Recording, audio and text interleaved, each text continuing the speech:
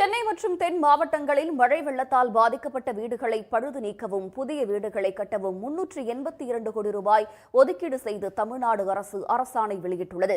சென்னை, திருவள்ளூர், காஞ்சிபுரம், நாடாளுமன்ற தேர்தலுக்கான கூட்டணி தொகுதி பங்கீட்டில் முக்கிய அரசியல் கட்சிகள் பரபரப்பாக இயங்கிக் கொண்டிருக்கும் சமயத்தில் வேட்பாளர்கள் தேர்வும் சூடுபிடித்திருக்கிறது. இடைவேளைக்கு பிறகு மற்ற செய்திகளை தொடர்ந்து பார்க்கலாம். ரசிகர்களால் மிகவும் எதிர்பார்க்கப்படும் இந்தியன் பிரீமியர் லீக் கிரிக்கெட் தொடர் வருகின்ற மார்ச் 22ஆம் தேதி தொடங்கலாம் என தெரிவிக்கப்பட்டுள்ளது. நாடாளுமன்ற தேர்தல் நடைபெற இருக்கும் நிலையில் 17வது ஒன்றிய பாஜக அரசு 10 ஆண்டுகளாக மக்களுக்கான திட்டங்களை செயல்படுத்தாமல் ஏமாற்றியதாக தமிழ்நாடு காங்கிரஸ் கமிட்டி தலைவர் செல்வ பெருந்தகை குற்றம் சாட்டியுள்ளார். காங்கிரஸ் இந்திய கிரிக்கெட் அணியின் நட்சத்திர வீரரான விராட் கோலி, நடிகை அனுஷ்கா சர்மா தம்பதிக்கு ஆண் குழந்தை பிறந்துள்ளது. அந்த குழந்தைக்கு அக்கா என பெயர் சூட்டப்பட்டுள்ளது. விராட் கோலி தமிழ்நாட்டில் முதல் முறையாக குதிரையேற்ற பந்தயம் சென்னையில் தொடங்கி நடைபெற்று வருகிறது.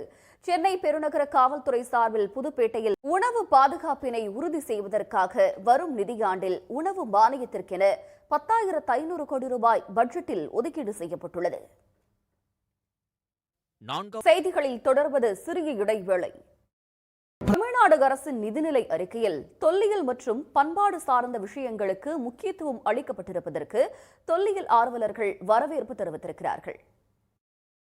புதிய படங்களை 2 மாதங்களுக்கு பிறகே OTTயில் வெளியிட வேண்டும் என்று தமிழ்நாடு திரையரங்க உரிமையாளர்கள் சங்கத்தினர் வலியுறுத்தியுள்ளனர்.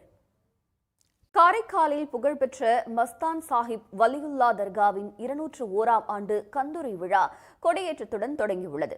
கந்துரை விழாவை முன்னிட்டு